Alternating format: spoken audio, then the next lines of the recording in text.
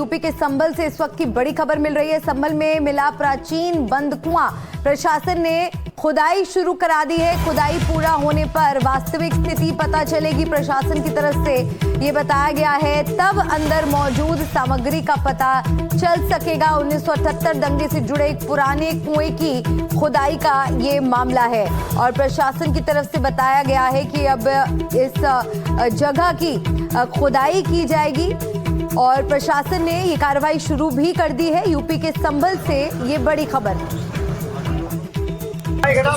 उसके पास यहाँ के कुछ व्यक्तियों द्वारा बताया गया कि जो पेड़ है चबूतरा बना है, उसमें जो कुआं है, तो उस दिन सर द्वारा निर्देशित किया गया था यहाँ पर खुदाई करके देखने के लिए। तो आज इसी क्रम में नगर पालिका टीम द्वारा जो स्टार्ट कराया गया है। और मेरे सहयोगी रणवीर हमारे साथ जुड़ गए हैं इस बड़ी खबर पर। रणवीर, यूपी के संभल में एक प्राचीन कुआं बताया जा रहा है, अब प्रशासन ने खुदाई का काम भी शुरू कर दिया है। इस पर क्या वहां पर माहौल बना हुआ है, क्या डिटेल सामने आई है? देखिए, संभल को 68 तीर्थों और 19 कूपों का शहर कहा जाता है। साल 1978 में संभल में दंगा हुआ था। उस दंगे में एक मृत व्यक्ति के परिवार, जो कि रस्तोगी परिवार है, उसका दावा है कि संभल के महमूद खां सराय में एक पेड़ है, उस पेड़ के नीचे एक कुआं है और वो प्राचीन कुआं है। इस बात की शिकायत रस्तोगी परिवार ने जिलाधिकारी से की थी और जिलाधिकारी ने खुद जाकर के निरीक्षण कुछ दिन पहले किया था, लेकिन ये बात किसी को पता नहीं चली। और आज सुबह वहां पर प्रशासन की टीम पहुंची और उस जो जहां बताया गया था कुआं है, वहां पर खुदाई शुरू की है। अब तक लगभग 1.5 फीट की खुदाई हुई है, लेकिन खुदाई का काम आगे इसलिए नहीं बढ़ पा रहा है क्योंकि वहां एक बड़ा पेड़ है। तो प्रशासन ने नगर पालिका को आदेश दिया है कि जल्द से जल्द ये पेड़ कटवाया जाए और उसके बाद इस पूरे कुएं की खुदाई होगी। रस्तोगी परिवार का जो बड़ा दावा है वो ये है कि इसी कुएं के अंदर उनके जो परिवार के सदस्य जो दंगे में मारे गए थे, उनकी लाश को फेंका गया था। ऐसे में न सिर्फ कुआं प्राचीन कुआं है कि नहीं, इसकी पड़ताल होगी, बल्कि ये भी पड़ताल होगी कि 1978 के दंगे में लोगों को क्या मारकर इस तरह से कुओं में फेंका गया था। तो ये एक बड़ी जानकारी निकल के आ रही है। जिलाधिकारी राजेंद्र पेंसिया के आदेश पर ये खुदाई शुरू हुई है और अब चूंकि पेड़ की कटाई होगी और वहां से जो मिट्टी ऊपर का मलबा है उसको हटाया गया है, तो खुदाई में लगभग 1 से 2 दिन का वक्त लगेगा। लेकिन जब खुदाई होगी तो एक नहीं बल्कि 2 रहस्य बाहर निकलेंगे कि 19 कूपों में से 17 कूप तो मिल गए हैं, लेकिन जो 2 कूप हैं, क्या ये कुआं वही वो कूप है जो 2 अभी तक बरामद नहीं हुए हैं, और दूसरा, क्या 78 में लाशें कुओं में फेंकी गई थी? बिल्कुल, बहुत महत्वपूर्ण ये सवाल यहाँ पर बना हुआ है। अब देखना होगा 1 से 2 दिन के बाद जब खुदाई का काम पूरा होता है तो कितने रहस्य सामने आते हैं। बहुत शुक्रिया रणवीर आपका इस पूरे अपडेट के लिए। बढ़ेंगे आगे, अगली खबर का रुख करेंगे। टीएमसी विधायक हुमायूं के मुर्शिदाबाद में बाबरी मस्जिद बनाने के ऐलान पर बवाल हो गया है।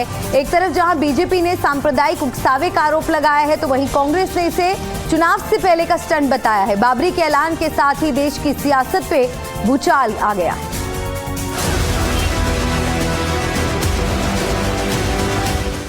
बाबरी मस्जिद का शिलान्यास होगी 6 दिसंबर।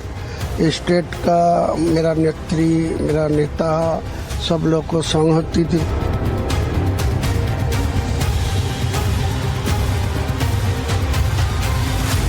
बाबरी मस्जिद मुसलमान लोगों को आवेग है। तो बाबर को लड़का को नाम था हुमायूं कबीर, इतिहास का ये सबूत है। तो मैं का नाम हुमायूं कबीर है। ये टीएमसी के हुमायूं हैं, जिन्होंने बाबरी फिर बनाने का ऐलान करके पश्चिम बंगाल से लेकर देश की राजनीति में एक नया संग्राम छेड़ दिया है। मुर्शिदाबाद के गली मोहल्ले से लेकर सड़कों को बाबरी के पोस्टर से पाट दिया गया है। हुमायूं कबीर के 6 दिसंबर को मुर्शिदाबाद के बेलडांगा में बाबरी की आधारशिला रखने के ऐलान ने देश की राजनीति गरमा दी है। सियासी पारा हाई हो गया है। बीजेपी से केंद्रीय मंत्री गिरिराज सिंह ने तो इसे सीधे ममता बनर्जी से जोड़कर कहा है कि 6 दिसंबर को बाबरी नहीं बल्कि बांग्लादेश की आधारशिला रखी जाएगी।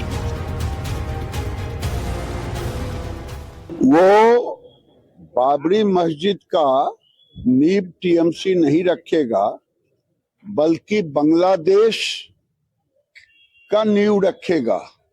लेकिन बंगाल का हिंदू ममता बनर्जी भूले नहीं कि बांग्लादेशी और रोहिंग्या के बल पे उनकी सरकार चलती है। लेकिन हिंदुओं के लाश पर वो जिस ढंग से राजनीति कर रही हैं, वो राजनीति अब ज्यादा दिन चलने वाली है। एक तरफ जहां बीजेपी साफ कह रही है कि टीएमसी ऐसा करके पश्चिम बंगाल में बांग्लादेश की नींव रख रही है, तो वहीं कांग्रेस से भी तीखी आलोचना सामने आई है। कांग्रेस ने सीधा आरोप लगाया है कि ऐसा करके टीएमसी सीधे सीधे अगले साल होने वाले चुनाव में ध्रुवीकरण की राजनीति करने की कोशिश में जुटी है।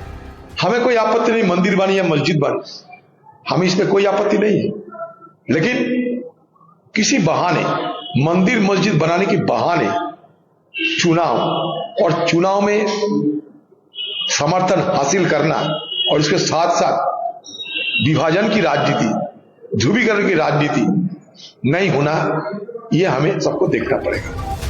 हालांकि एक तरफ जहां बीजेपी से लेकर कांग्रेस और बाकी दल इसे टीएमसी का इलेक्शन स्टंट बता रहे हैं, तो वहीं खुद टीएमसी अब इस बयान से दूरी बनाती नजर आ रही है। अभी तक इस मामले में ममता बनर्जी ने कुछ नहीं कहा, तो वहीं पार्टी से मंत्री सिद्दीकुल्ला चौधरी ने साफ कर दिया कि ये टीएमसी का नहीं बल्कि बीजेपी का स्टंट है, जहां बीजेपी हुमायूं को हीरो बनाना चाहती है। मस्जिद अल्लाह का घर है, इसका डिसाइड करने वाला कोई नहीं है, हम पढ़े लिखे लोग हैं। बीजेपी वाले इसको उछाल कूद करके उनके हीरो बनाना चाहता है, उसमें आप लोग भी हैं। तो ये एक पॉलिटिकल स्टंट है। 100/100 यानी खुद टीएमसी अपने ही विधायक पर सवाल खड़े कर रही है और बीजेपी को इसके लिए जिम्मेदार ठहरा रही है। चुनाव से पहले सियासी खींचतान बड़ी बात नहीं है, पर एक सवाल ये भी है क्योंकि पश्चिम बंगाल में चुनाव अब सिर पर है और इसी बीच बाबरी बनाने की जिद अलग ही सियासी प्लान का हिस्सा समझ आ रही है। जरा सुनिए, जब हमने चुनाव से पहले टीएमसी विधायक हुमायूं कबीर के बाबरी प्लान पर सवाल खड़े किए तो क्या जवाब मिला। याद तभी आती है जब चुनाव आता है, माहौल गर्म करने के लिए, चुनावी फायदा लेने के लिए। इनके साथ चुनाव का कोई साथ नहीं है, चुनाव के लिए ये सब नहीं करते हैं। ये मुसलमान का इमोशनल है, पहले भी बोला आपको, अब भी बोल रहा है। वो मुसलमान का आवेग है, इमोशनल है, जो उनका मस्जिद जो बाबर में बना के गया उनको तोड़ दिया, उनको हटा दिया। हुमायूं के इस ऐलान के साथ एक बड़ा सवाल ये भी खड़ा हो रहा है कि हिंसा की भेंट कई बार चढ़ चुके बंगाल में इस ऐलान के बाद कहीं कोई ऐसी हलचल ना हो जाए कि इसकी कीमत सबको चुकानी पड़े। खुद पश्चिम बंगाल के गवर्नर ने भी इसे लेकर अपनी चिंता जाहिर की है। The real Bengal is as serene as a snow-capped Kanchenjunga, but political Bengal is like a Vesuvius, a volcano. Nobody will be allowed to incite violence in society under whatever guise.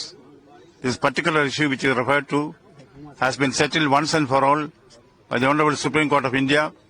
Anything against that is a contempt of the Apex Court.